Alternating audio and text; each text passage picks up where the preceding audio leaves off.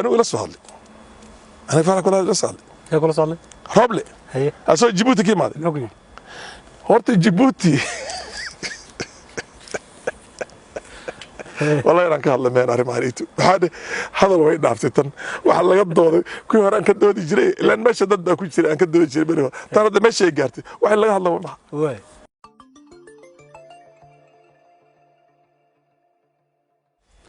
بسم الله الرحمن الرحيم السلام عليكم ورحمة الله وبركاته كلنتي وناكسن داوديال كسو دوادا ورئيس قارة oo maanta mar kale martiin noogu yahay mudane Faarax Macallin Dawaara ama Faarax Macallin Maxamed waa siyaasi caan ah oo inta badan ka faallooda arrimaha geeska Afrika iyo guud ahaan caalamkaba waxaan jeclahay inaan kala sheekaysto umuuro kala duwan oo ku saabsan xaaladda geeska Afrika gaar ahaan Ethiopia Soomaaliya iyo sidoo kale Kenya oo iyadana qaybaha dambe ee barnaamijka aan wax ka tilmaami doono ma aha markii koobaad ee mudane Faarax uu wareysi siiyay SSTV mar kale inaan kula kulanno aad baan ugu faraxsanahay mudane Faarax ku soo dhaweey SSTV soo dhawaada khayr Allah insi way aad baan maasantahay Faarax ma aha markii koobaad ee wareysigu nimaadaya kii laatoona Ethiopia marar hore xaaladda ka waranay hadda lafteeda waxaan jeclahay bal wareysigeena inaan ku bilowno xaaladda Ethiopia in badan baad soo tilmaantay Ethiopia iyo meesha uu socotay iyo xaalku sidoo yahay khaasatan marka laga hadlayo qalalaasaha colaadeed ee waqooyiga ka jira xagee la isla maraya hadda maxaa u dambeeyay inta aad xogayso abu qalaasada kulli wax taariikh iyo ashyaa halbowle leh baahit qalaasada waxay ka dhalatay gobol 4 milyan iyo 500 ilaa 5 milyan oo qof lagu qiyaasay population kiisa ilaa markay kor u qaadaan 6 milyan oo 30 sano ku dhow dadka qowmiyadda gobolka degan oo Tigray ay Ethiopia inteeda kale ay xaraan ku haysteen oo ay xukumayeen boqolii xogaa jaran oo Ethiopia leedahay 90 dhowr iyaga ahay meel kasta iyaga haystay awoodii baa ka wareegtay waxayna kaga wareegtay dhaqdhaqaaq dhacay iyo waxay ahayd shacabkii Ethiopia oo badnaa oo 20 milyan lagu qiyaasay ayaa ka hor imaaday marka waxay isdhaheen doorashada waa la galay doorashadana waa laga guuleystay oo ku soo baxay ninkan la yiraahdo abi waxa ka horeeyay prime minister ki ku-xigeenka ahaa oo Haile Mariam Desalegn la oran jiray oo nin muddada yareed oo intuu meelas dhintay iyo intuu xilka wareejiyay u dhaxaysay oo asagaba la haystay iyaga u ah la haystay uu Tigreed u ah oo militariga khabaraadka bangiga meel kastoo dhan ay gacanta ku haysteen awoodii inay soo cishtaan bay ku talagaleen waxaana dhacday dagaalo ay iyaga sameeyeen oo horeysay oo Eritrea lagu galay ayaa waxay qasabtay ciidanka Ethiopia hubka Ethiopia meesha u badnaa in gobolkooda la dhigo maxaa waa gobolka Eritrea xad kala leh ciidamadii hubkii way reebteen oo la soo qaadi kari waayay marka taangiyadii iyo wax kasta iyo hubkii iyo sawaariikhdii oo dhanba iyaga haystaan oo barkood ilaa iyo 1 kilomitir ku dhow wax ka duqeyn karo waxay iska dhaadhiciyeen muddo yar gudaheed si fudud maad u geli doontaan maxay dhasaba waad qabsan doontaan waxay maartay dhowr toddobaad wixii ka dambe waa in hor istaagay malaha awoodii soo ceshan rabeen marka waxay ku qaadeen dagaal ciidankii Northern Command la oran jiray oo meeshii Eritrea difaac ugu jiray inkastoo nabad la helay oo Abiy markuu saa u soo galay uu la saxeexay nabad maxkamadii caalamka waxay go'aamisay inuu yiraahdo waan ku kalsoonahay dhulkii la isku haysto Eritrea ay lahayd oo xaqeeda ay ahayd uu celiyo yiraahday cishada adu marka waxay ka dhalatay waxyaabaha weeyaan waa dad awood u bartay oo awood inay soo cishteen rabeen laakiin sidii ay filayeen ma noqonin way ku jabeen waa laga adkaaday waraha email kastoo dhan bay galeen magaalooyinkii baa laga qaaday dhowr toddobaad gudaheed bay nimankii ay si fiican looga adkaaday halaga adkaaday caalamkii markii hore ku adeeganayay iyaga oo awoodda ay haystaanba ka aakib aha oo reer galbeed aha Mareykanka iyo Ingiriiska iyo galbeedka dhan baa ayaa wuxuu go'aan ku gaaray haddana inuu garab istaago nimankan ilaa ay soo noqdaan waa kii hadii dulmiga ay galeen oo ciidankoodii ay ku duuleen oo askarta ay laayeen ay saraakiisha ay qafaasheen wixii oo dhan lama fiirin haleelaha heshiya la yiraahdaa abiy markaa wuxuu go-aan ku gaaray inuu ciidamada kala soo baxay eritriintana meeshay u badan ciidamadooda wixii maaragtay un kale lagu tuhmayay markaa iyada ahayd xaqiiqadeeda gaalan bay ka soo bixi doontaa wax jiray waxaan jirinba inay ka baxeen magaalooyinkii bay dib ugu soo noqdeen dantii laga lahaa waxay ahayd okay gobolkiina waa laydin daayey ma la xisaabtami karaa lama xisaabtamana waxay dhaheen waa inaan haddana Addis Ababa aan qabsanaa horta taa waxay iska ahayd khitad military bay ahayd military tactics strategy military bay ahayd way soo galeen amxaara region bay soo galeen wallo meesha la yiraahdo maxay ahayd cafarti waxay sameyn kareen bay sameeyeen caalamkii wuu tusay iimaanka ninka la yiraahdo abiy nimanka waxay ka samaysan yihiin xaq buu u yeeshay eegan inuu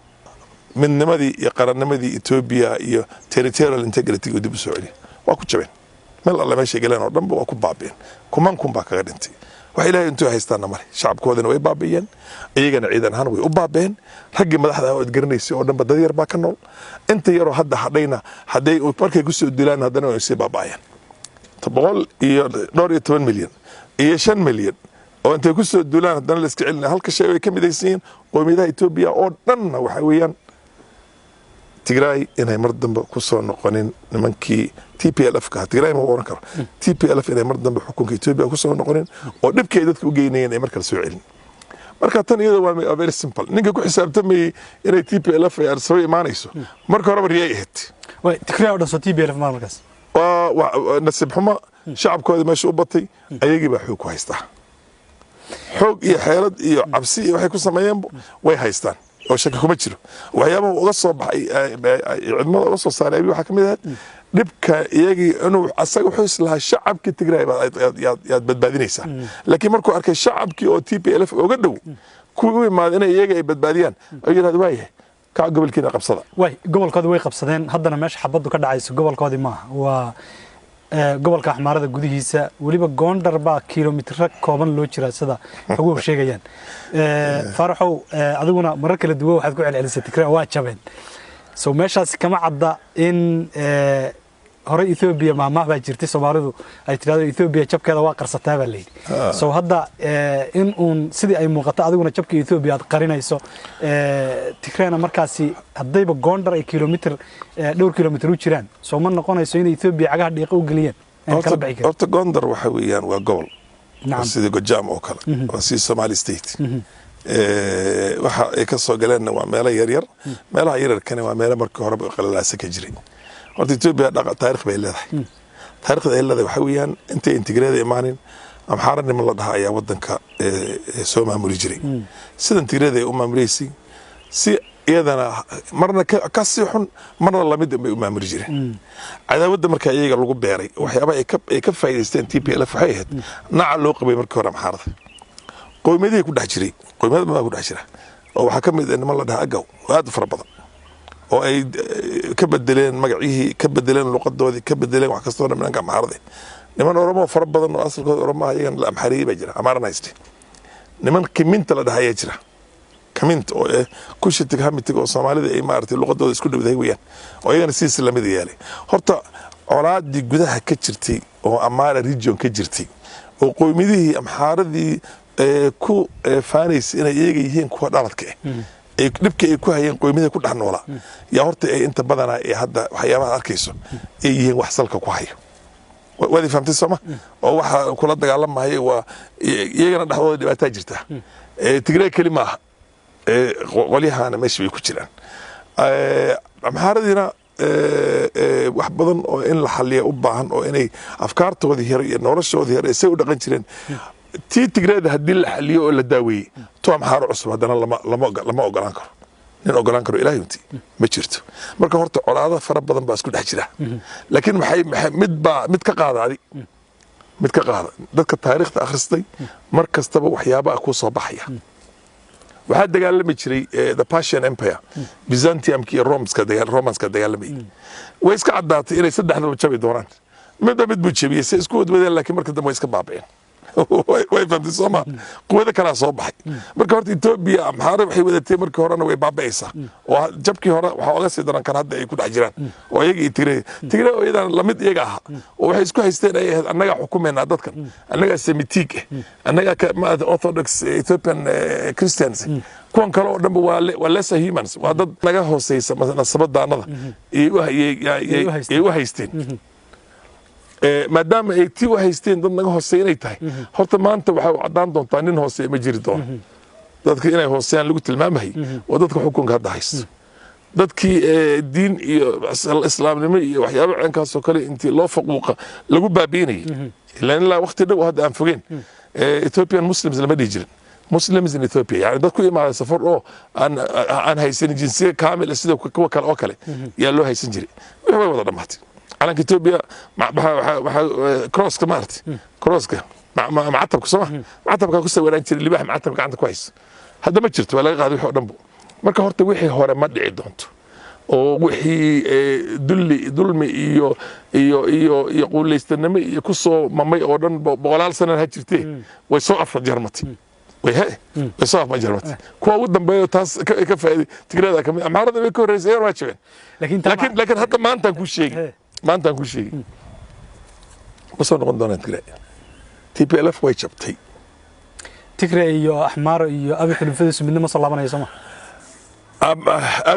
abi wasaa hadda haysta xukunka haysta mana ka dhici doona mar dhow ana ku sheegayso wax laga qaadi karana Ilaahay wax ka qaadi kara wax laga qaadi karana ma jirto kuwa oramada oo iska gumaysiga hore intay u soo barteen saska ku dhacay oo inay wax iyaga maamuli karaan aan u qabin oo la hadii aan Axmaar la heshiis ya xukunka ku haynaya Abi marka xukunka waxa ku haynaya shacabka Ethiopia ku haynaya shacabka Ethiopia uu fara badan yahay Axmaar xagga yidhig Tigrayna xagga yidhig Oromana xagga yidhig yaa ku haynaya xukunka oramada adiga sheegaysa waa dad yar oo macna dad yar aqaliyin ka soo horjeeda Abi aqaliyin yar ba ku soo horjeeda very small minority oo haddana ay dadkiina dhinac ka raacayeen ما أعرف دورشة سيجد على عرسي بالي هرجي سيجد على مرت دورشة ده وكهل دونا أنا ما أعرف وباب قال ملايين بوصل وأرك لكن أنت أولادك وجرة أولادك كان كل ما سوماليا بقول ولا جته بقول سوماليا ولا جته كل هرو سوماليا بعد بكوها وجاجوس كتير بيلف كوها وحمر ربطي هذا بريهن ومال كستا laga arkayo xamar joogo hargeysa joogo magarta halkii jooga maxay ahayd meeshii la oran jiray garawe joogay kismaayo joogay meel kasta baydhabo joogay horta way badnaayeen kuwaasi to qaranka Soomaali ku duulay oo iimaanka Allah ka qaaday way fara badnaayeen haddana meel dambe lagu sii dhumanay ma laha waa fahamtay Soomaa oo sugay oo hoosta ka faraxsana oo TPLF asar qulgureysi TPLF ku daysay Tigray inay gadaal safka ka soo gasho والشعب إثيوبيا هان أنت أقولها ترتيب لا يلو لكن envelope بحلو رنشر إنه ترتيب بس كجابيان أم بهرت أي دنا وجرته هذا سؤالان وي يجون بجابك كل عيا لكن هذا إن أنا دجال كان هنا وحكوا دليله وحمالك استوي إنه ولا جاجانا الجود لي معروض ما كنا ما هنا كم بنا جانا سيد بنا روسا وياه معك كلا إثيوبيا كلا على سبيل أيه وياكم وياه حقنا وحاول هسه مرة إذا جيل عون بالي مرة إذا عبادي مرة عباده مرة إثيوبيا لما قبسنا ناله هرتوا إياك ما لا السعودان إلهي وانتينا ماله هل يسوق لي قبل كأفرت هل يسوق لي محيه ماشي لها محار ريجون بدنا هرتوا الله سوق ولا بوفي حدا يسي وتانا يقوم بسي بابا إلى 4 مليون يبر إلى 10 مليون هذه بقول إيش 2 مليون اسكت تاكتو way taadi haata wax ku tusaysaa laakiin ama haba baan ma hadayaan laakiin waqtigu inuu dheeraanayo ma muuqataa xoladan hadii yaaba kala jecel Ethiopia xoladeeda goormay dintay 400 sano socotay aad waqti aad ogtahay oo soo martay taariikh ahaan oo Ethiopia xabad ay ka dhaceen ma jirto marka ma jirin aad ma maasada way mudan farax laakiin markaan xaqiiqada ka wajahno TPLF hadda ama Tigray saanay u dagaalamayaan Oromo aan idhaahdo Axmaarada iyo meesha la yiraahdo canfarta way ka dagaalamayaan Oromana iyadana sidoo kale in badan oo kamid ah hubka ama gobolka canfarta waa laga wada saaray kulligood laga saaray xukum harin wali waa joogan awra iyo meel kamid ah joogan oo ay ka dagaalamayaan saan xogta ku hayno wali haday labada gobolba ka dagaalamayaan Oromadina dhinaceeda ay hubka wadato oo maaragtay jabhad xoog badan oo la yiraahdo ay hadda Oromadii ay maaragtay abaabulayso abina xukunkiisa aad moodo inuu Addis Ababa dhaafilaya oo meesha kaliya hadda la leeyahay wuu xukuma waa soomaalida iyo canfarta iyo meelo yaryar oo maaragtay gambeella ay ka mid tahay hadduu xukunkii abina uu sidaa yahay mustaqbal noocaa Ethiopia kaga muuqdo xukunka abi waxaan gobolka Tigray ka ahayn kaana ogaan iyo qidad military ahaan loogu talagalay aanan ka ahayn Ethiopia inteeda kale uu saameynaya hadda gobolka asaga ahna colaad bay iclaamiyeen colaadii baa laguna go'doominayaa ayna ku socotaa xaaladeedii wax weyn oo dhib ay ku haysan Ethiopia ma jirto waxay qabaan resources incalculable wax aan la xisaabi karin bay qabaan 115 milyan oo population ya kulli hal shay ka midaysan Tigray in ma TPLF in la iska celiyo laga adkaado taa xagga idig Ethiopia gobolkii bahalkii meel kastana doorasho bay ka dhacday meel kasta oo Ethiopia waanan ka ahayn Tigray ka ahayn way ka dhacday doorashooyin ka dhacdayna waxa 90% ka badan doorashadu waa baab gaar ah su'aasheeda lama xiriidho aan ka soo noqdo taas si kale aan ku weydiiyo marka la fiiriyo reer galbeedkii inkastoo reer galbeed iyo adigu meesha kala taagantihiinna aan xoogaalka abi waxaad moodaa inay si weyn isu hayaan hadda waxaa ugu dambeysay qaramada midoobay saraakiil 7 oo maaragtay hay'adaheeda ka tirsan baa dowladda Ethiopia amartay inay waddanka isaga baxaan maalin ka hor haddii reer galbeed oo Mareykanka inaynu horey ogeyn meesha kala taagnaayeen oo waliba loo arkay inay Tigray garab siinayaan haddana qaramadii midoobay ee halka kale istaageen Ethiopia saan noqonaya marka mustaqbalka Ethiopia marka laga yimaado colaadahan gudaha miyaysan arintaasi cadaadiska reer galbeedka iyo qaramada midoobay ka imanaya miyaysan dhuxuladaba ku sii shidi karin mustaqbalka Ethiopia wax ilaahay unti oo aanan wanaag ka ahayn ooga imaanaysa in 7 qofna la fiijiyo jaajuus kasta Mareykan iyo Ingiriis iyo reer galbeed ay soo dirteena laga fiijiyo qarankii Ethiopia la oran jiray intuu isku tashado geeska Afrikaan oo ka sameeyay integration dadkan madow ee iyaga is aaminaan oo qabkooda ay ku kalsoonaadaan horta wax la siisanaya malaha maanta maalin aniga siyaasad ahaan 40 sano ku dhow 30 sano iyo xogaaga siyaasadda ku soo jiray aan ka faraxsanahay malaha markuu fiijiyay waa mid aan sugay wagartaalkii waa mid aan ka waay farmaajiye inay ka fiijiyaan maxay xalana waxa ku jira tuugta iskugu imaatay oo cadaanka oo reer galbeed oo gumaysi soo celin rabaan in laga fiijiye iyagana insha Allah waa laga fiijin doonaa inta badan waxay ka faa'iideysanahay Soomaalida iyo dad fudud oo dad intii la ilaaliyay adduun loo sheegay waxyaabo loo sheegay danahooda khaaska laga gaaro weeyaan oo ummadnimadooda aanan runtii dad maartay faantanka ummadnimadoodii baa ya ku liidatay maanta umba geeska Afrika ay xidig dhalaalayo oo they've seen now the light but from Soma hal fiijiyo ku ayaga xabka kama duuna kuwii Saddam Hussein markii uu madaxweyne Iraq ka ahaa oran jiray waxaana inspectors baarayo weapons of mass destruction oo qumbala duuni iyo meesha lagu hayo yaan baarina waxaan baarin jaajusin Mareykan oo CIA ba ahayn oo militariga isuu kala degan yahay meel kasta oo dhan baarayaan tiiba u fudaysa George Bush oo ciidan kasta meeshiisa ku duqeeyay markii dambe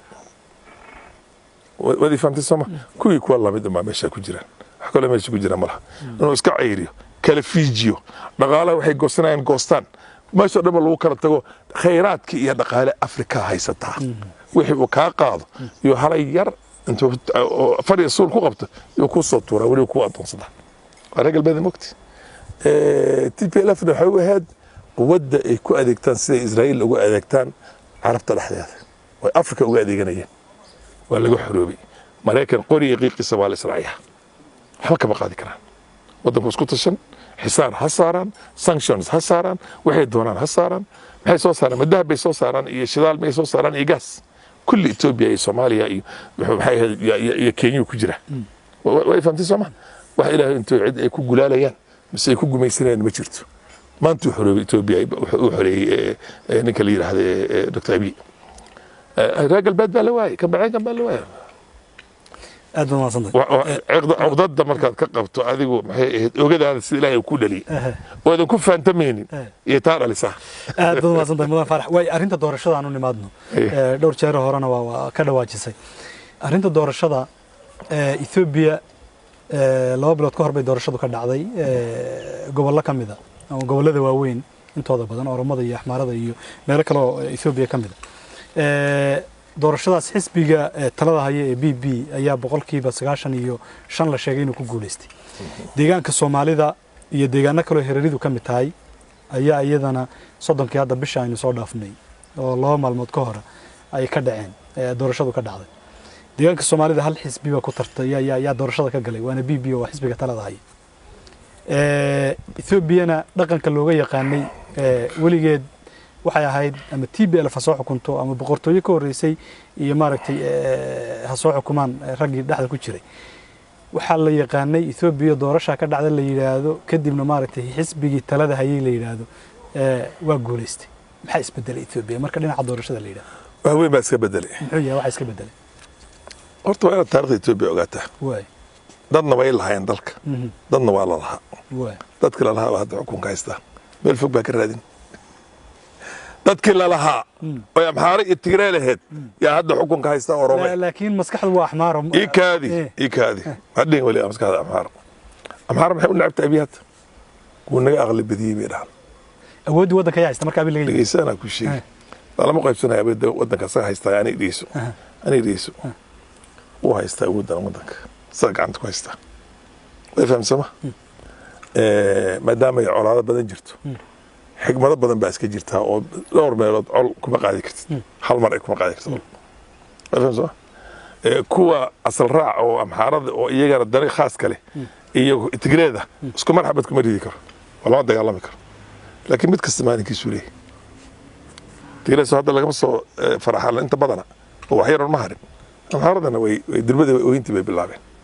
shalayna maxaa la lahaa Oromadii iyo Soomaalidii dadka ka soo horjeeda maxay lahayn ninka waa amxaar bay lahayn sama haddana maanta maxay leeyihiin amxaarada ka soo horjeeda sama adiga hadda igu tiraada amxaaradii ka soo horjeeda Tigray ka soo horjeeda Oromo ka soo horjeeda Soomaali kaliya meel geemad u tiraada magti intuu socdaa baad u tiri Soomaali iyo Afar kaliya haystaa tiri horta waxa waaye dulmiga oo dhan baa la tirtiraya amxaarkii dulmi u bartay ka horeysay TPLF oo dulmiga hore inuu soo celiyo rabana waa inuu meel celi istaaga TPLF oo dulmiga 30 sano waa inuu dadka waa in la sinaadaa wadan loo siman yahay la wada leeyahay nidaam xalaal ah oo lagu wada socdo lagu heshiiyay in lagu wada ay tahay prosperity party ana dimuqraasi baan dimuqraadiyada jecel baan ahay oo ogol baan ahay waxaan ku soo baxay mucaaradnimo bilaawgeyga hore koogeyga baarlamaanka iyo soo galay mucaaradan ku soo baxay marka xuquuqda marka jirta hadii la yiraahdo cid kaliya ay haysanaysa waxyaabaha aan aniga ogoleen marnaba weeyaan laakiin dadka doortay PP waa dad daacadnimo iyo kalgacayl iyo sharaf iyo isbedelkii yaraa 3 sano ka yar ku soo la arkay ku doorteen gobolka Soomaalida yaa u diiday inay la istaagaan kuwii markii hore la dhigtay axsaabtii hore way dacway tageen arsabay tageen guddiga doorashada u tageen waa laga dhageystay waa laga ogolaaday doorashadii baa dib loo dhigay waqti baa la siiyay dhaqaale la siiyay hadda ugu dambeysay waxay dhaheen ma istaageen anaga iska caday sababta waxay arkeen dad inay haysan shacbiyad inay haysan bay arkeen hadeen shacbiyad haysan beddelka ku ciibo bilaadan waan ka istaagna doorashada kale taas show first saving idin noqon kartaa mise waji idin maarta hagaajin kartaa horteed dadkan waxay u doorteen si daacadnimo ee PP hadda maxaade way isbedeshay Ethiopia hore ma aha waa Ethiopia nin kasta xaqiisa iyo sharaftiisa oo iska dhax arkayo halkoo ma laakiin prime minister noqon kara halkoo ma madaxweynaha gobolka Soomaaliya noqon kara haddaan dabcan anagoo 30 jilib hoose iyo kan hoose iyo degme iyo magaalo intaan nin kasta meesha haddaan ay meeshaan waa inaan culban qaadi u yiraahdo taama soconayso taama waxaan ka hadlay leysana ku sooda أبي بقى الله قبسنا كرسي أنك سوق هديه وقالين إنه نكلا كقاعد أصلا مش الدورة حلال كمان ما واحد سؤال شديد مركل عن كوجي عليه مدني waxaan ka hadlay waxa weeye xisbiga BB ama ha wanaagsanaa ama ha xumaado taas mid khusaysan ma laakiin BB hadii la yiri 95% iyada ku guuleysatay horeyna Ethiopia dhaqankeedu waa 95 xisbiga talada ayaa ku guuleystay ama EPRDF ama xisbi kala ahaade isbedelka faarax oo aad ii sheegi karto Ethiopia ka dhacay muxuu هذا تيو دمبيسيو 2015 دعدي أو مال الزناوي واسمه ساشن يسديد بيه ده طبعا كل شيء ساشن سال متكود بيه ما ساشن يشط شعب كان السوق اللي يقول لاي مقالة القف بقى لله فاكر سوا انت اللي لاي اللي اسك قريبيت كده انا كمان كون بيهاين هذا ما واحد بس كل دارت laakiin waa xidhan yihiin sug ma wax suuqa dhex ordi baad aragtay ma wax isceyrsan askar booliis iyo tiyagas iyo qiiqi wax isceyrsan baad aragtay maya dadka wada qosli oo faraxsan oo ceenkaas koro mashxarada hayo oo malaayiin baad aragtaa maqlalkii malaayiin waa kii u horeysay neeftii u horeysay oo ka soo baxday Ethiopia waa 100 sano hundreds of years marka qasab excitement ka dhacayso wax aan caadi ahayn bay keeni ana markaan xurriyad helno oo Kenya xurriyad ay soo gashay dadka badana kulli kaan way ahayn Jomo Kenyatta prime minister heer waxay gaareen madaxweyne ku-xigeenkiisa u yiraahdo ilaahay anaga waa Jomo Kenyatta يعني ماشي وفرحت يا كجاري ما هي هاد يو حماسد يو وناق عن الفلين وكفري وما ارتقفي وإلهي عز وجل وقفي وإلهي إلهي أنا كياتي زما قول بير بالك جرما عرب وجيجو دينجا إلهي حكمي إنه أصل كياتي جل وكتور أسير ما كدمر أو حرق مدير هدي اللي جو كدمر وارس قبصري وافهم سما نفتي هريسي ويان محوغا 10 سنه 15 سنه waa lagu moodi karaa wixii ka dambayso isla dadkii nafta keenay xurriyada keenay markay xurriyada ay noqoto wax wada saameys dalkii oo dhan ba saameysay wanaag uu saameey hadana tartan muskiiman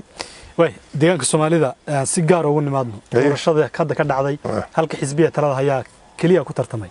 ya doorashada dad badan oo waxa jiray private independent marka laga reebo dadka madaxa banaan marka laga reebo oo meelaha qaar xubna ay ka taagnaayeen xisbi mucaarad ma uusan tartamin labadii xisbi mucaaradka ahaa yaa u diiday iikaadi iyagu sida ay sheegeen waxa u diiday xisbiga talada haya oo ay ku eedeeyeen kaarashay inay xadeen urursadeen iikaadi hadda adiguna nin mucaarad ah hadda wadankan aan joogno doorashada hadda ugu dambeysay waad ka qayb gashay waxaad ku eedeysay raggii talada hayay markaas dib u soo baxay in ay xadeen codkii shacabka inay xadeen maxaad ku kala duwantiin adiga kuwa maanta aad leedahay ku kala duwan intana waa lagu xaday xaqana waxa lagu xadin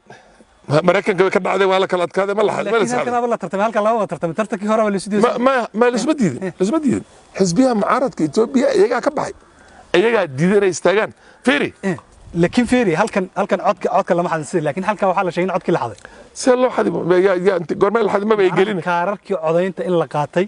oo boorsooyin lagu haystaa ay sheegeen aniga video-yihii oo dhan baa la soo diray doorashada dhaciisi kaar boorsada lagu haysta malaha kaarka ninka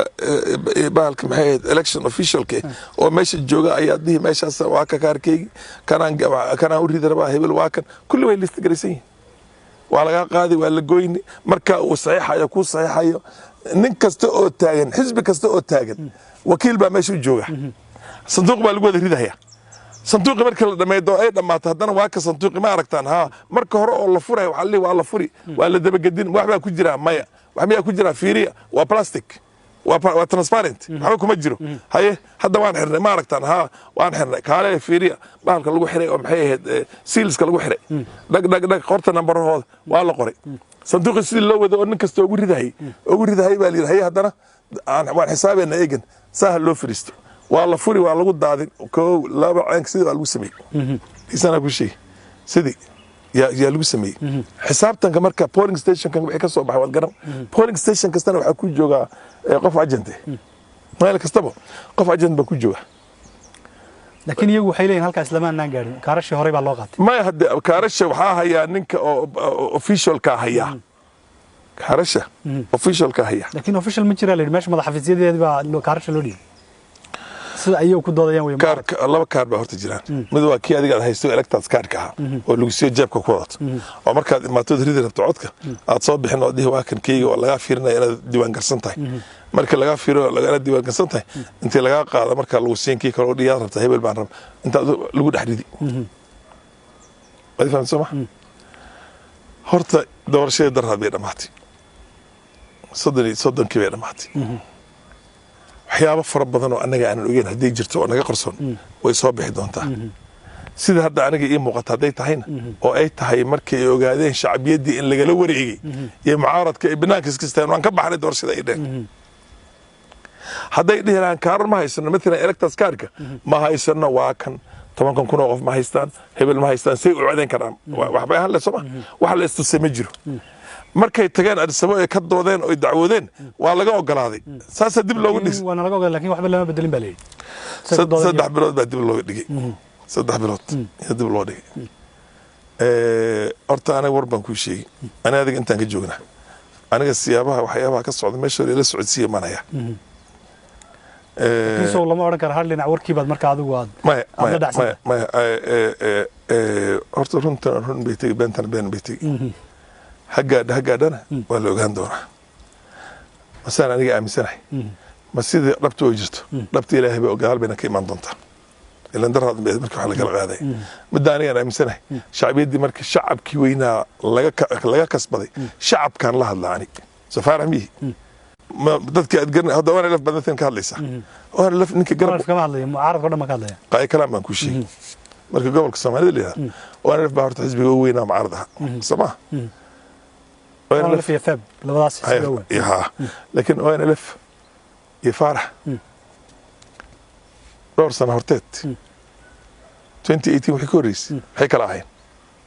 noo sheegad waxaad kala ahaydeen xamaana kala ahayn soma taageero xoog leh oo banaanka ayaan u ahaa anigu gudoomiye ku-xigeenka baarlamaanka Kenya yaan waraysiga toos u oran jiray waa gobonimo doon xaq u leh inay xorriyaddooda ay kasbadaan Ethiopian ay ka xoroobaan aad baan u aqaanaa dadka iyada garanayso oo magaalo kasta ninkii joogo aan rafan aqaanaa arka halka ligu mari jiray in badan oo isdiibta markii dana jaajuusinayaan war wixii la ogaan bay iga geeyeen igana xilooga baa laga geeyey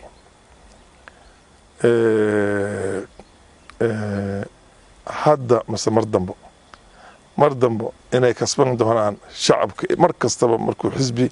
xaakim ee intuu xukunka la wareega uu shaqeeyo weliba la siiya aqlabiyadda xeerkan hadda ay tahay oo kale sidii uu baahida dadkaasoo dhan buu u dabool way adagtay dimuqraasiyada dhaqankaas kale 5 sano ka dambe waxaa la arkaa wax badan ay iska bedesho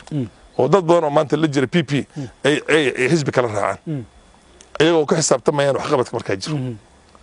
hadday dadaalaan hadda 195 soma hadday dadaalaan 195 bay heli doonaan 5 sano ka dambe macna nin kasta wuxuu rabaa baahida khaaska u lahaa mid caamka u lahaa in la daboolo loo mar dabooli karo 5 sano gudaheed baahidaas oo dhan marka ninka dimuqraasiga dhabta sida faarax macallin uu yahay oo kale waxaan isleeyahay maanta hadday si kaa noqotan haatee berri baad yeelan doontaa laakiin ha ka dhex bixin saaxada siyaasadda marka lagaa badiyana salliga geli waxaad tidhaahdaa guul waad badiseen anagana garab baan inahay marka bilaaw dib iskugu noqo postmortem samee marka dib iskugu noqoto meelihii aad ka khaladay oo aadan maartay siyaasaddaada ay fantarro ka yeelatay dib u fiiri oo ana lafo aniga aan iiga dhawaayin xisbi kale oo dhanbo war dib iskugu noqdaan leeyahay dib iskugu noqdaan laakiin faarax mudane markaan fiiriyo maxaa taariikhda oo ana laf ay leedahay taariikhda halganka oo ana laf ay leedahay cid soo martay ma jirto way halka ayuu kaadi way qoladaas had tartankii mayna galin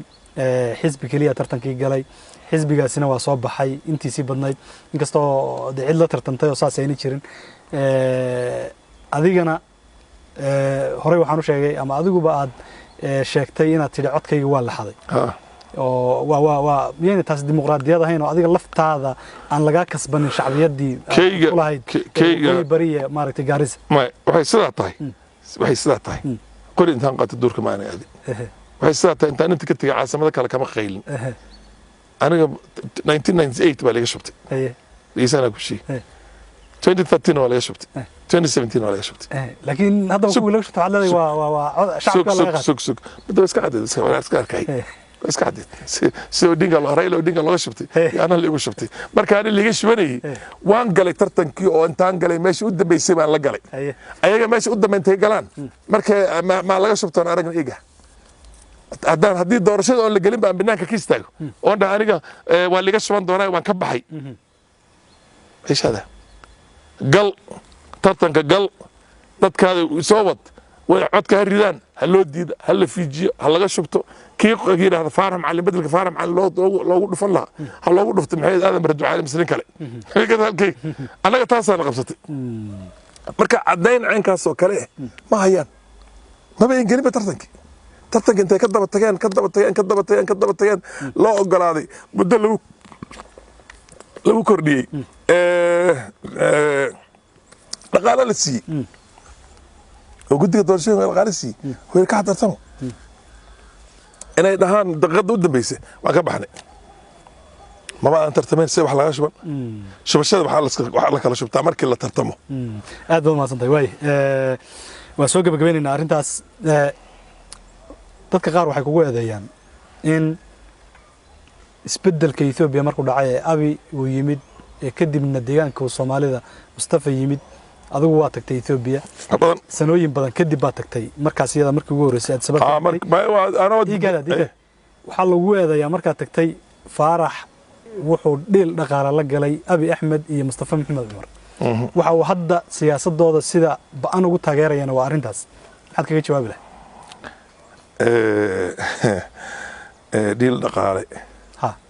dhil dhaqaale wax kaga sheegi horta anigu nin muslimaan ahay nin muslim yaan ahay doorashada maxay ahayd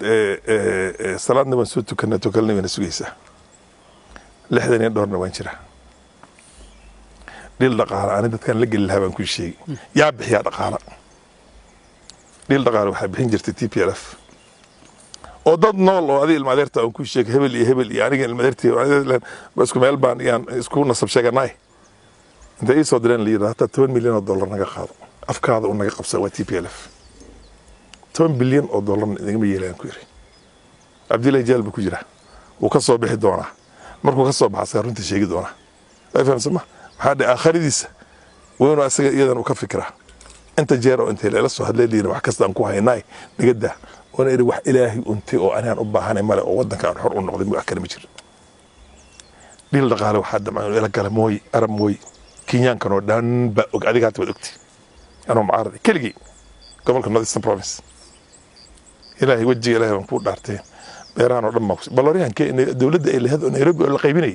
oo hadda $800 milyan lagu gado iyo $6 milyan $5 milyan lagu gado yaa lagu yiraahday 6 baa laga siinaya beeraan lagu siinaya dhaqaale cash aan ku siinayna marribi baan ku yiri intaasna ma baahni hadalka aan ku irino oo aan bariga irino aan ku sheeg waxa ila aniga cunto waxaan ugu jecelahay pasta nusaxan baan yoonka ka cunaa nusaxanka hadii aan xisaab gabigeedaba intaan ka dhimanay 9 hadaan gaaro 2 milyan shilin Kenya ma gaarayso marka lacagta idinka siinaysaa in tengeen ma akhri i raaci haddana inta baan ku leeyahay arurteedana xalaal baan ku soo korsaday ninka markuu asagana xaaraanta iska ilaaliyo arurtiisana xaaraanta ka ilaaliyo ummaddu u mathalahayna xalaalnimo ku dhaqo way ka muuqan ay fahamtay sama alxamdulillah shukrillah ma had ma ilaahay u haya way fahamtay sama waxaygi ba ilaahay anigi waxaygi yaraa oo aniga aan lahaa intuu ilaahay ii macaanay yaa igu filan igana badan abi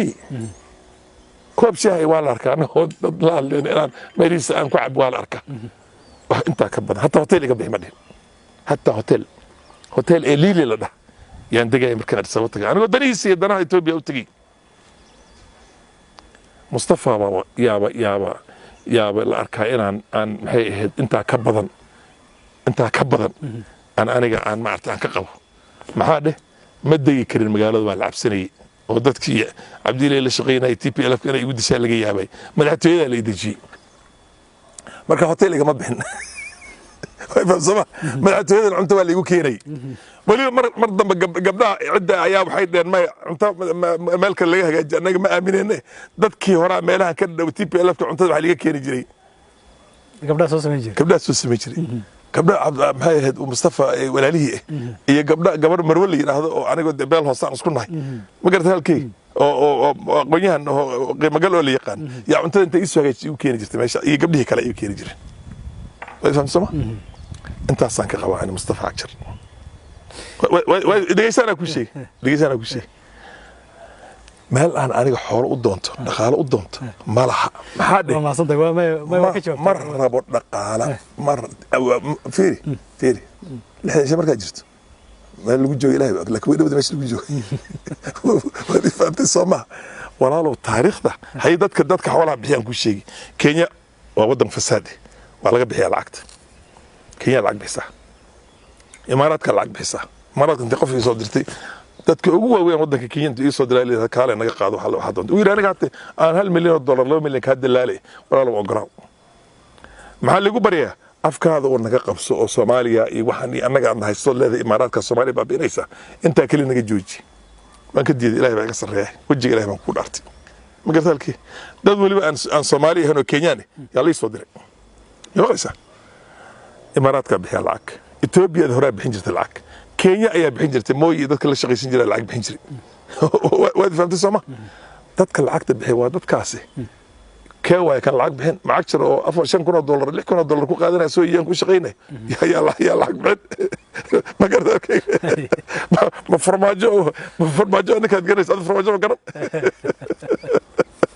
حولها الدولة السوق يلعن لنا وهلك $1 يلعن لنا يا دقيقتي حاجة مركز أنت جوا هوتيلنا أنت جوا أود تقلمها الصومالي وأنا جد تقلمها نصيب من له دولار كيف سكان كل شيء حتى هوتيل كي يقبحي نصيب من له الليلة هوتيل سما هوتيل كابعي سما ما اللي هذا جنبي أو حسن خير ولادك يا ديدي جري أنا بحي مركز ما الجزيرة عندكم أنا بحر بالعكس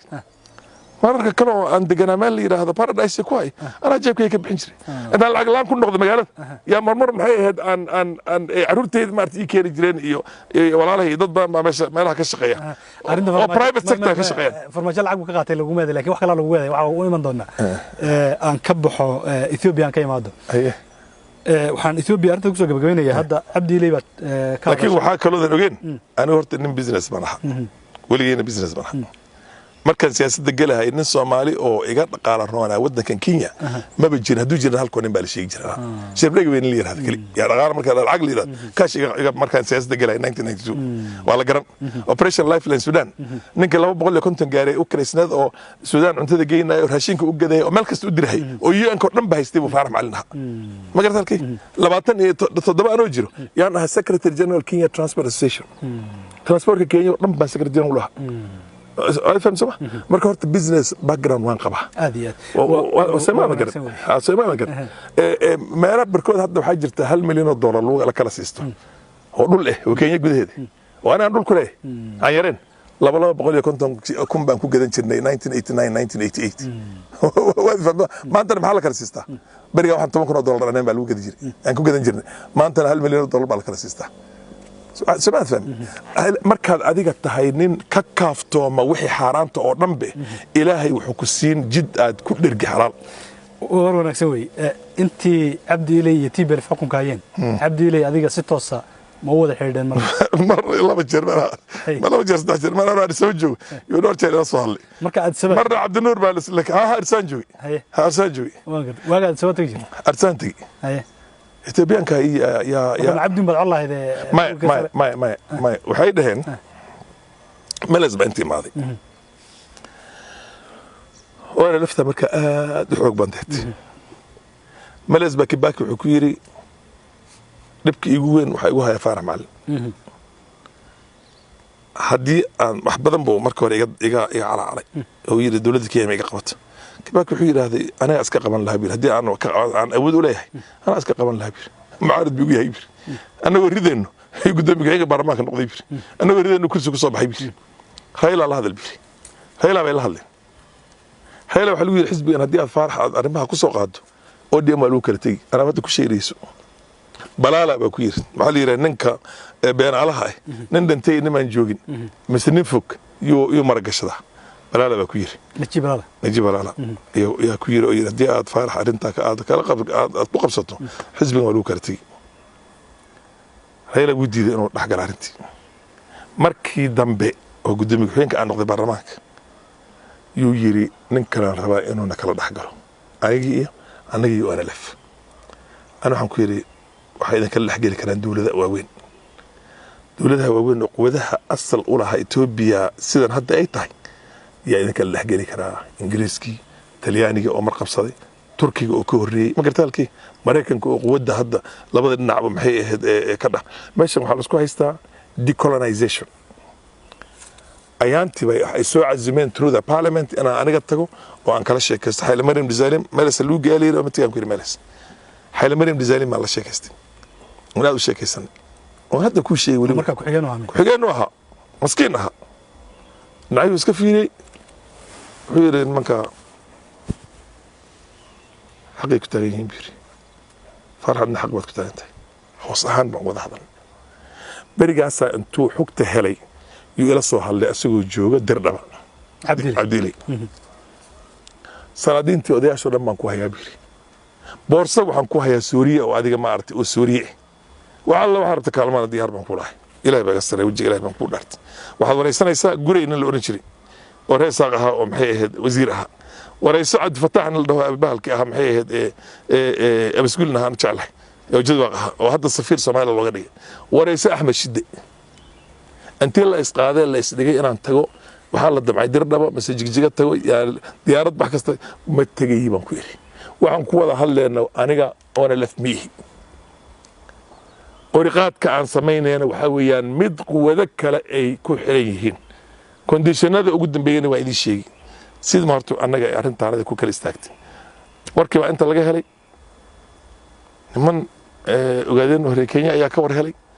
annaga heshiisinaynaa baa la yidhi ma garta halkay faarax asaaba ka dambeeya xagga maartay xag jir ahaa oo ninka hagaajiyo asaasay waana laf ahaa shuruudadooda ugu xirayaan wax meesha ku jira ma aha nimanka waxaan oranaynaa hubkiina iska dhigay sidii Kenya aan u leeshinay RFD aan waxaan iri Kenya taariikhdeedii iyo taariikhda Ethiopia way kala duwan yihiin Kenya waxaan ahayn 44 qabiil 43 qabiil oo Ingiriis u gumaysanayay oo wax la dhax qariidad Kenya asagu ku hagaajiyay marka aan kala qaadano xurriyadda iyo aan wada qaadano ma isku haysanaan ku yiri laakiin nama gumaysan anaga jalooyinka ku yahay maqalkay Ethiopia laakiin gobolka Soomaalida xoog bay ku qabsatay gumaysi bay ku haysataa Berlin bay ka qayb gashay it's a different scenario altogether waxaan waaye tii maaragtay ingiriiska iyo talyaaniga iyo faransiiska iyo belgiumka ee afrika ku gumaysanayeen isbaanishka iyo portugiiska bay la mid tahay dad kale ayaa meesha hoo galay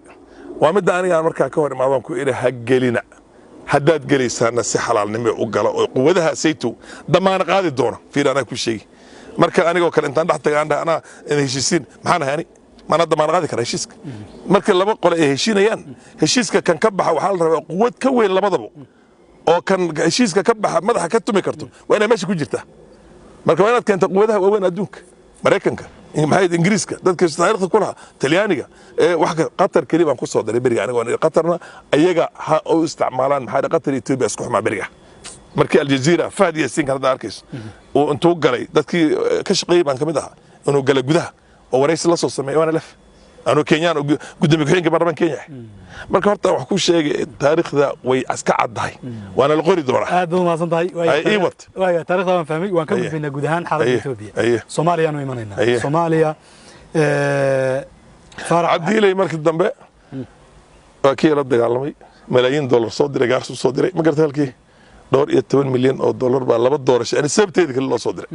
way fahamsama oo lagaga badiyay ما لقى مبدن هذا أنا شفتان ما قسم نقطي ما بيسكت داليان مع الدولة بجدي مقطع وأنا كسور جدي لكن دم مالت تاسنا وحويان مركو ينمى سرده ما يام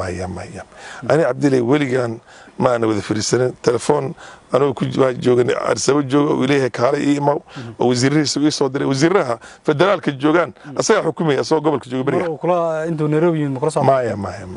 حل جا مربض هاشين مركز أنقذ هذا الله إيمالين عبد النور اللي يراهدو أنا نفت كميد أحد يا صوّد هذا هيان ويجي فارح بقى إلى الجو هدي أنا تلفون قبته عبد الله طب هذا يوم كده عبد الله يقول لي بتاني هذا وحير مسكون صلان بين نقطة تاسع كل ما تمشي ويقول أنا أنا لف مرة بو ما أنا كدن له هذيك فارح وما كسبنا كالرواة إلهي بقى صريان هذيك فارح وما كسبنا الرواة يقدر كملي هذا أنا وحان إلي مايا هذيك مركي هشيسك بعد هذا الكائن نقطة وقوتها وين ماذا بعد أنا كمان نقول يساعدك دبريل في قوها محارضة ولا شيء سنية إلا أن تضمن بأمان دونا ذاتك ودا شيء قبلك ودا إسبورة الجوي ذاتك قحوتيها كوا جودها كشري كوا مدح هاي ورك ولا لف مدح هذي إيوه كوي لا شيء سنية أنا هات أساس بيه مركي لانكست هاوس لسكوت تجاهي هذا ما سنتاي مدن فرح وقت يعني ودا راضي وكجود بين أرماء إثيوبيا وحنوي من يا Soomaaliya inkastoo xisbiga nabad iyo nolol ee maxay Cabdullaahi Farmaajo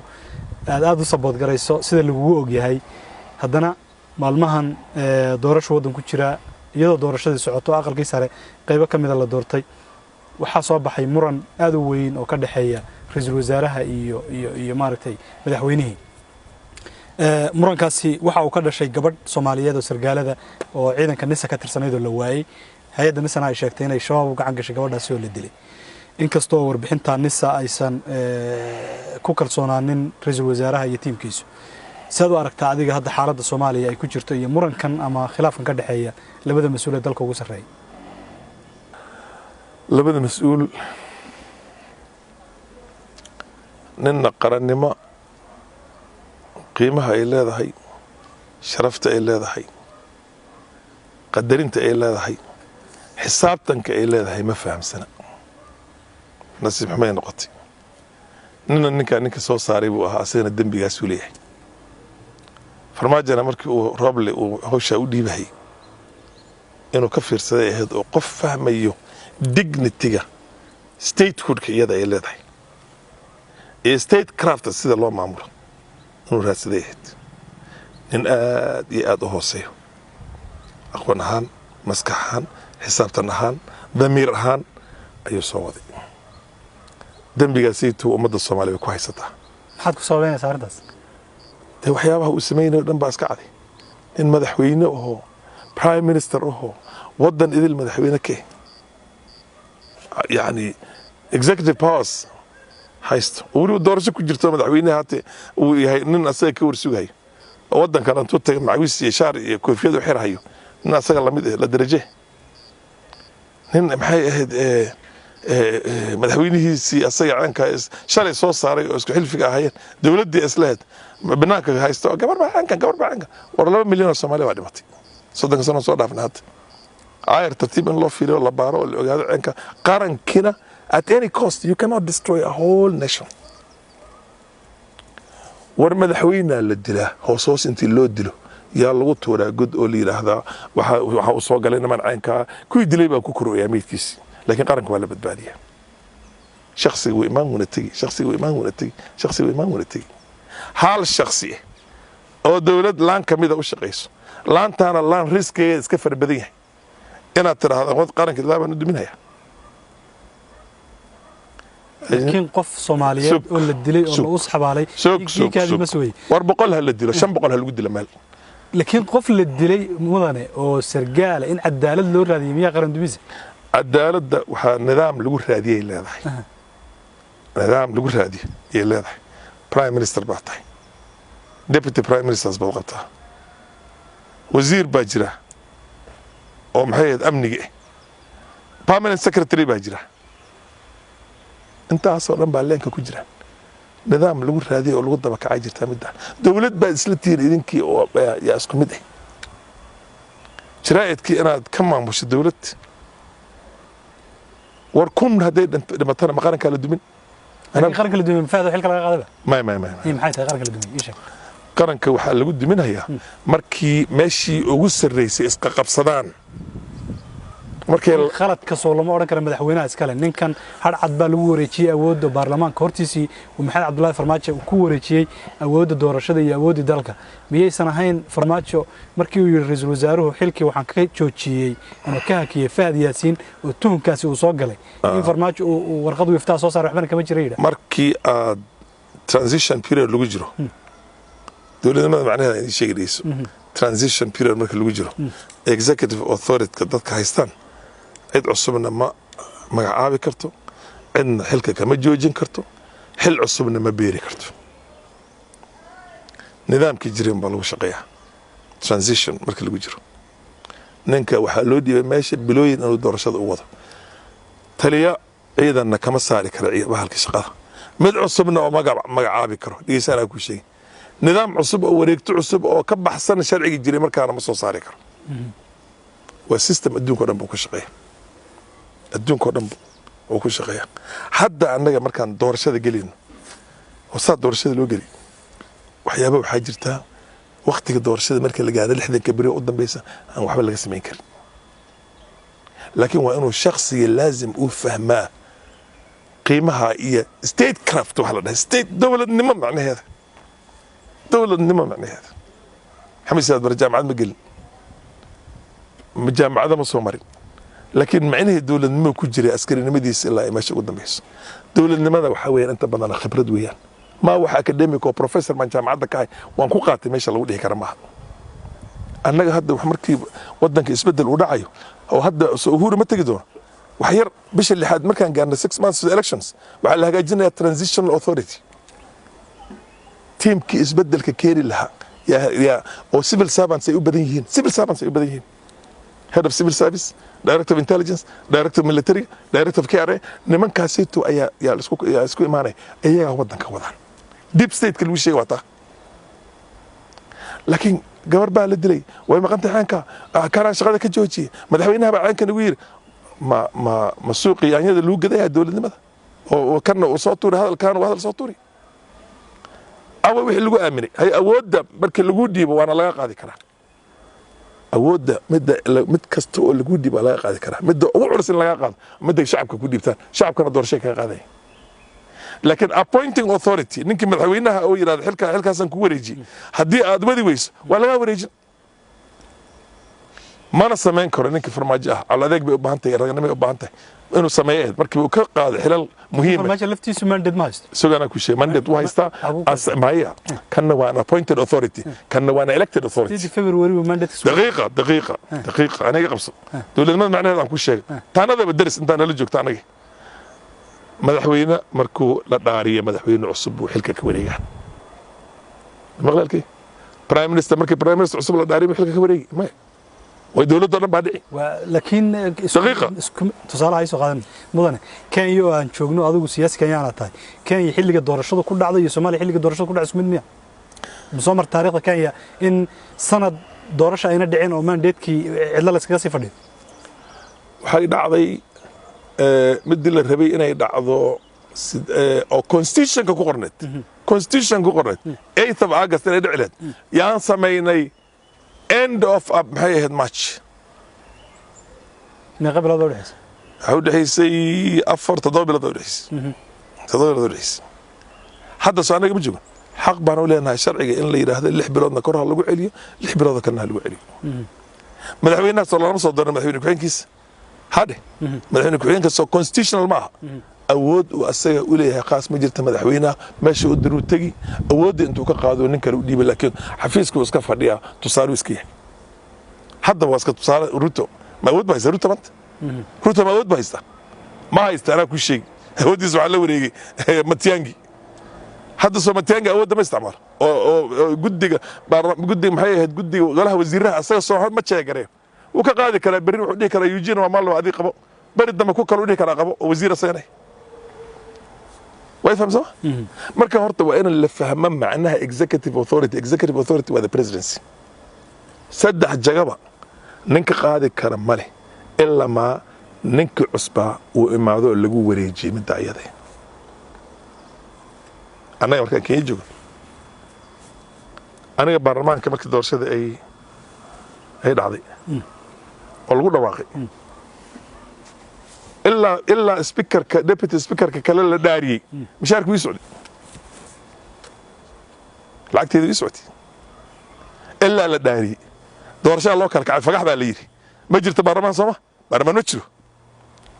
fagax baa la yiri doorashada la galay 2 bilood baa lagu socday wii socday mishaarka waa laga soo baxay waa la is doortay gudoomiye ku-xigeen baa la doortay markii la dhaariyay mishaarka istaagay kaliya wadanka saddexda jago oo waaweyn oo lagu kala dambeeyo speakerka cusub marka la dhaariyo tagi madaxweyne cusub marka la dhaariyo tagi meesha kali oo annaga markaan Kenya nahay madaxweyne markuu dhamaado waqtigii chief justice-ka deputy chief justice baa noqonaya acting chief justice hadduu deputy chief justice uusan jirina the most senior judge in the Supreme Court now becomes the acting chief justice, acting president of the Supreme Court, who is going to be the acting chief justice. Illa ma la doorto ku kale. Way fahamsan?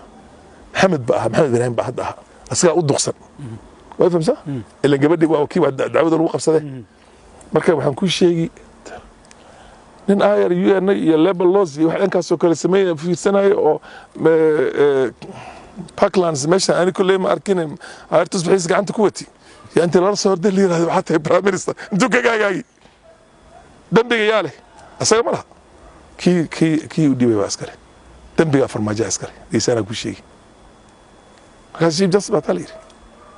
baarlamaan ma soo marin wasiirnimo ma soo marin dowladnimo ma soo marin safaarad ma soo marin permanent secretary ma soo marin ايش هذا systemku waa inaad ogaataa system state craft baa la state craft waa inaad ogaataa jaamacad lagama akhristo waa experience baa lagu qaataa maraykanka madaxweynahooda markii la doorto marka hore wuu qaylin kanaan samayni buu dhihi saastii loo doorto situation roomka la geliyaa markaasaa lahaa taasuma dhawaan karti taasuma dhawaan karti taasuma dhawaan karti taasuma dhawaan karti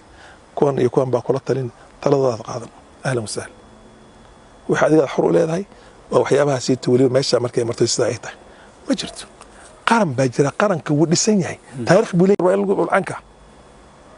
laakiin tuu orday oo saas uu soo galay anigu ila soo hadlay aniga fara kula ila soo hadlay yaa kula soo hadlay roble haye asoo Djibouti ka imaaday muxuu yiri horta Djibouti والله أنا كهلا ما أنا ماريتو هذا هو يدافع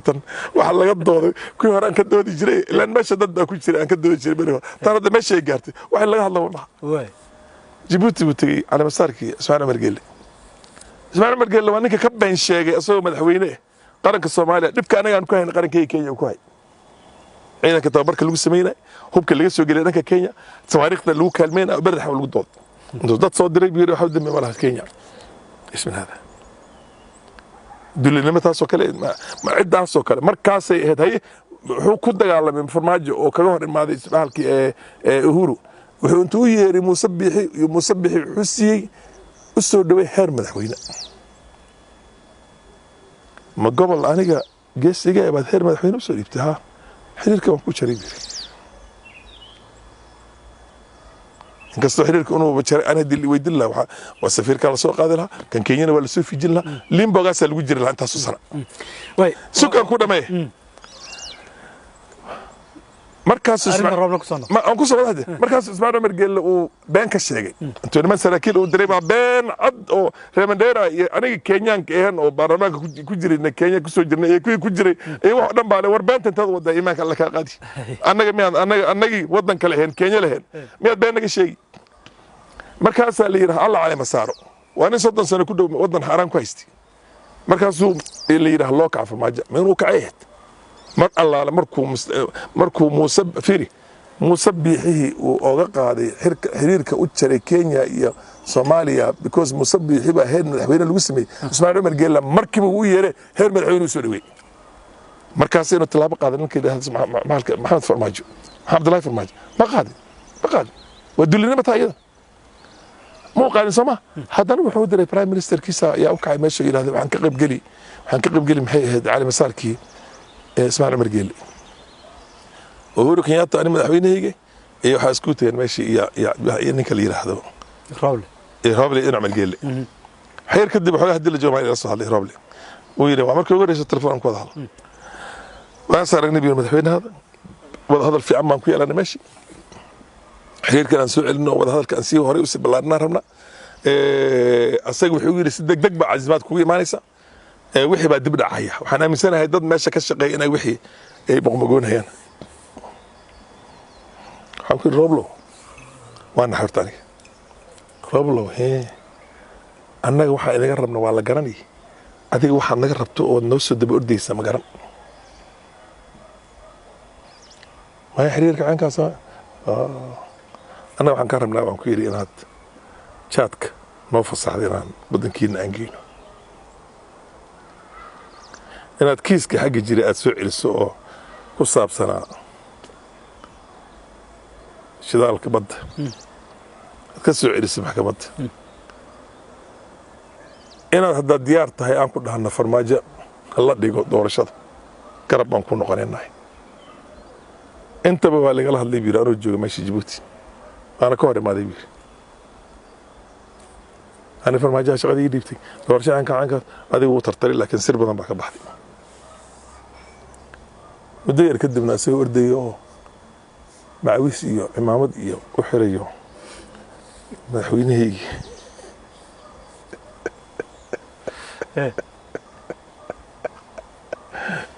يا نارك ولي وحاير وحال قولي الأقالي وحكستوا أنا بديار لوليه هذا أنت أنا قاعد نوصل ميس nin waalan oo ordayo oo gaar leh yaa horta meesha iga soo baxday waana ka naxay aad iyo aad wayna istartay markiiba maxaa dhibaankii haddaan arkaynay ku orad ingiriiska soomaaliya kasoo horjeeda oo dhibahaya soomaaliya ingiriis ku orad masaarida ayaa isqabteen soomaaliya masaarida ku orad imaaraadka kale ishaystaa ku orad inta laakiin mudane faarax waa mahadsan tahay adiga laftaadu qaranka hadda aad ka tirsaneeda Kenya oo waxaasoo dhaliila u soo jeedinaysa waxaa loogu soo jeedinaya kala duwantiin adiga iyo isagood leedahay madaxweynihiisii maaragtay ku sameeyay adiguna qarankaagii baad yaad maaragtay hadda san maaragtay yaad leedahay wadan kale dhibaato aniga keyga wanaagiisa waay waxaan hadda aan ku talinayo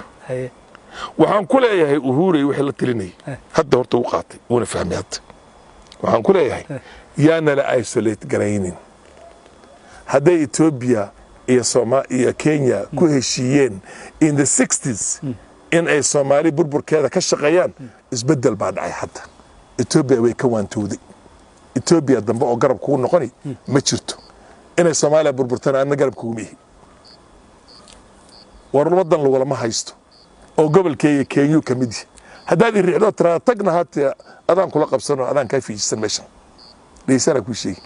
ilaa ani adiga isku mid baan laba nin baa isku mid baan inaad iga raagna bandeena waa la arkaa hagaadha madaxweynaha ana kula qabsan ka qaadi doona haddaan adiga kula qabsan ku adiga kula mid baan la qabsan doona waxaad yeeli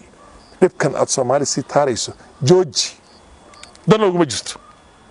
dan waxaan ugu jirtaa annaga Soomaaliya inaan walaal noqono خير مد فرما بالك روبل مد كشغني ما تاهين هذا والله نقطان ما هذا وحو كشغينيا هذا والله صود اسك dhaaf adiga waxay tahay Soomaalidu ogti yani waxaan uga hadli way bariyahan oo dhanbo ani waayahan dambe waxaan u gaabsaday wax laga hadli ba jiray mugti heer markuu gaaro dooda ay asfal saafiliin meesha ugu dambaysa ay gaarto oo meel aad adiga intaad fiirsato madax qabsan wartanna min sugaysi wartanna ma u noolnahay annaga soo markaa dhimana ka dambeey dhicilad weligii daba dhilfa TPLF daba dhilf loo yahay hebel daba dhilf loo yahay maxay waxa soo dhanba soo martay way aad baad ma santahay laakiin tan oo kale aad baad ma santahay waa soo koobayna arinta waxaan ku soo gabagabeynayaa Soomaaliya arinteeda kiiska gabadhan hadda khilaaf ka bilowday adigu sidoo aragtaa shakhsiyan marka siyaasadda anigu wax kasta annaga hadda dad baan ma maqan hadda imsaan maqan Kenya ka maqan wadan baa lagu burburinaya mana bisigida ninkii weynaaba xilka laga qaadaya ma CID waa xilka laga qaadaya imsaan maqan maalin kasta adiga fiiri jiray dulmi maalak maya waa in nidaam bay leedahay baaritaan hal sameeyo guddi baarlamaan loo hagaajiyo guddi kale oo ceenka dad kale investigators dibadda laga keeno ma garad halkii anaga wasiiraa lalaay oo kooba la dilay Tomboya baa la dilay oo xabad lagu dhuftay shan lagu tiriyay agaso oo koob markii la dilay wasiirka arrimaha dibadda waxa trunna dhanka keensan Scotland Yard inta dawladda la dishay laakiin qaranka lama burburinayo dawladdan lama burburinayo لسكما هركينا شعب كي دولة لحظة لسكما هركينا هل معكم مكان وزير بحاجة كان حاس سوسكو دولة متين نقرنبو دولة مربع عذا دولة حكم باجرة حكم كاجرة وضع لكن حكم برنا هلا رهبة برنا عنك بروا رهبل بروا كون بروا حسيت وهذا ما صنطي مدن فرح وسوق بجويننا أرنت كيان كسوق بجوينيا أرنت كيان سوى حس على يده وأنا في أنت واي بوق بس كجرة حوك جرا بوق سياسات واي مدحوين كانوا قايلنا يا هوري مدحوين كوعينكي هوري كوما روتو اي ورده يا مدحوين كوعينك هوري مش مدحوينها كوعينك هذا ولي وياه ورنتا لكن هو مقرصار وياه هذا ما يستوى حلكي واهية جاقدي واهية لكن حلكي ما هي لكن isaga iyo teamkiisu soo muuqdaan inay cadaadis badan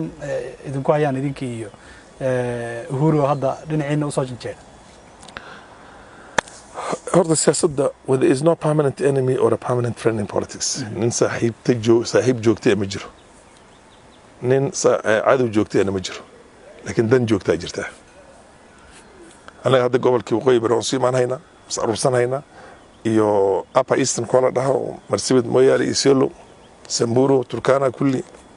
inaan cudud hagaajina annagana naga cabsoo la yidhaahdo warkii xoolo dhaqatada ahayd oo markii hore dad kale oon kabaqaad u ahaan jiray hadda inaan aan iyagana isku aruurino haddii qolo kasta is aruursanaysaa westernka way is aruursanayaan xeebta way is aruursanaysaa nin kasta is aruursanaya nin kastana wuxuu doonaya inuu uusan ka maqnaanin saaxadda siyaasadda oo soo socoto see u dhici doonto wadciga waddanku ku jira hadda waddanku uu deemaysan yahay nin kasta madaxweyne noqdo rib baa haystaa halkii yoonka ahaa halkii yoonka one day we are borrowing $3.3 billion shillings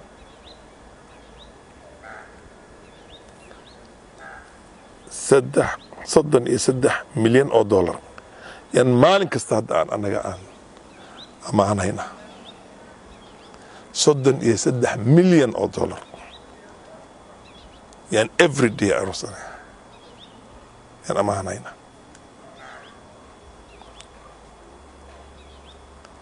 maxaa dhe maxay noqonay bishii sanadkii bishii maxay noqon bishii waxay noqonaysaa 33 ku dhufo $1 bilyan oo dollar oo wax yar dhiman bay noqon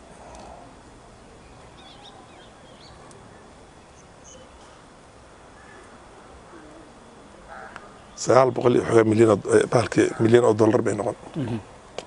bishii maxaa noo haray doorashada ka haray waxaa ka haray October, November, December, January, February, March, April. October, November, December. 3 bilood baa sanad ka haray iyo 7 bilood oo kale 10 bilood baa ka hartay doorashadii wax sanad ka yar laakiin 10 bilood oo $1 milyan oo dollar bil kasta aad amaahanayso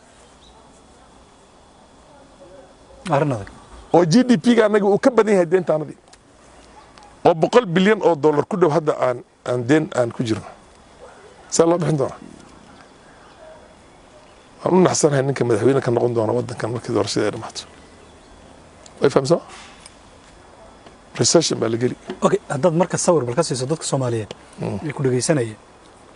see hadda lisu xulufaysanaya siyaasadda Kenya ani waxaan horta ka mid ahay oo aan abaabulkeedii aan halbowle ka ahay niman la yidhaahdo One Kenya Alliance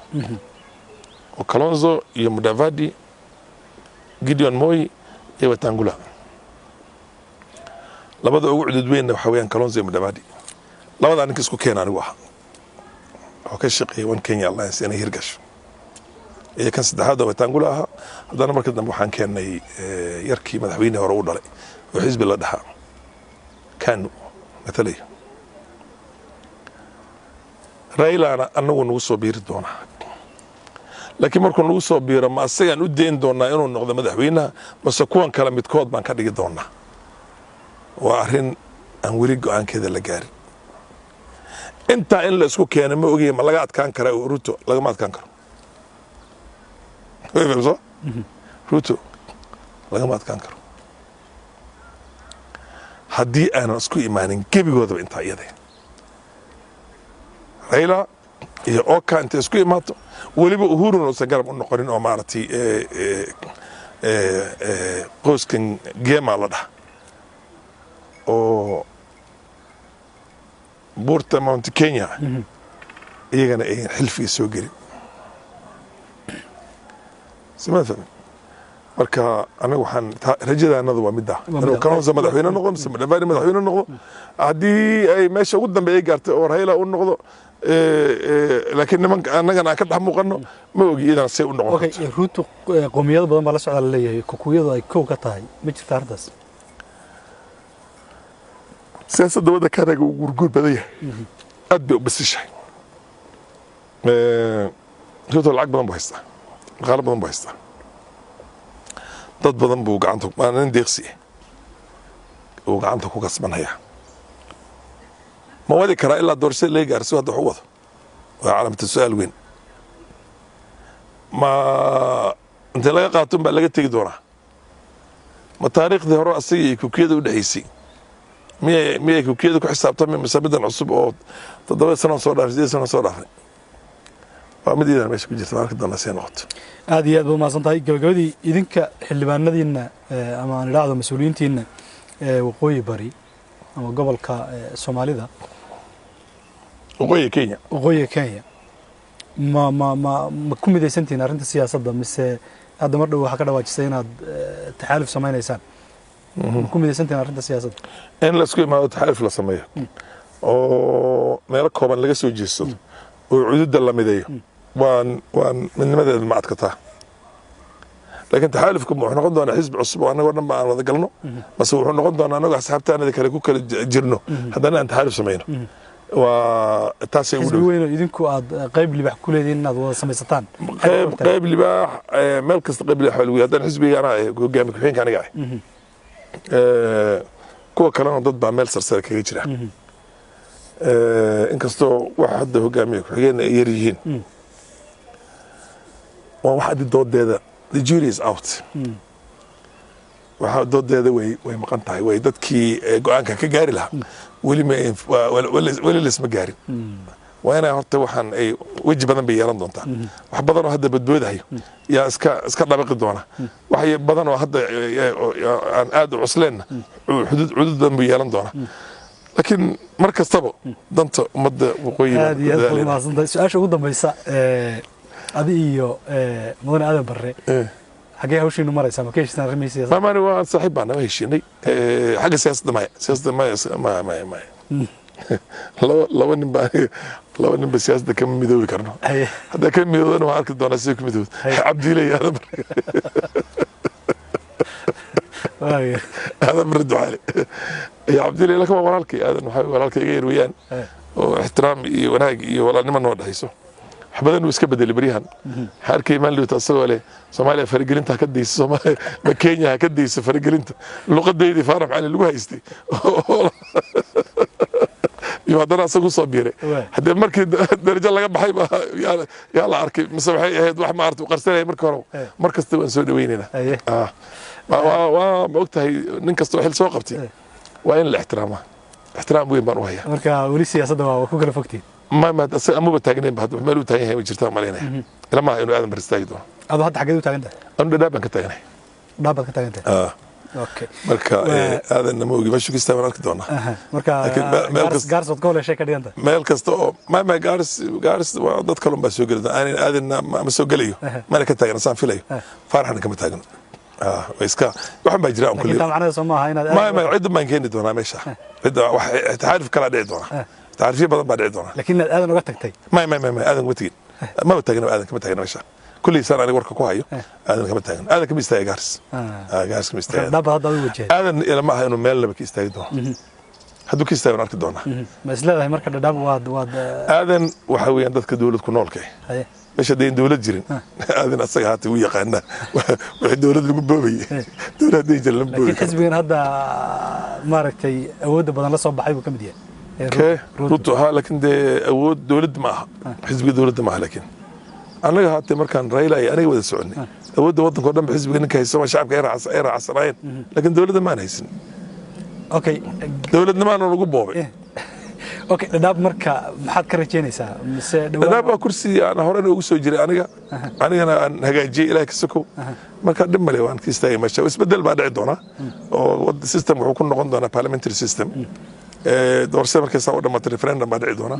prime minister baa imaan doona deputy prime minister baa imaan doona kulli ninkasta wasiirada baarlamaanka ka imaan doona marka dawladda soo socoto waa mid domicile in parliament noqon doona وهاك داوديال intaas ayaan ku soo gabagabeynayaa guud ahaanba wareysigan dheera ee aan halkan kula lahayn mudane Faarax Macallin Maxamed oo loo yaqaan Faarax Macallin Dawaara intaas ayaan jeclahay inaan ku soo gabagabeeyo aad baan uga mahadcelinayaa in mudanuhu waqtigiisa uu qaybta muhiimka naga siiyay intaan mar kale kulmi doono sidaas iyo في أمان الله.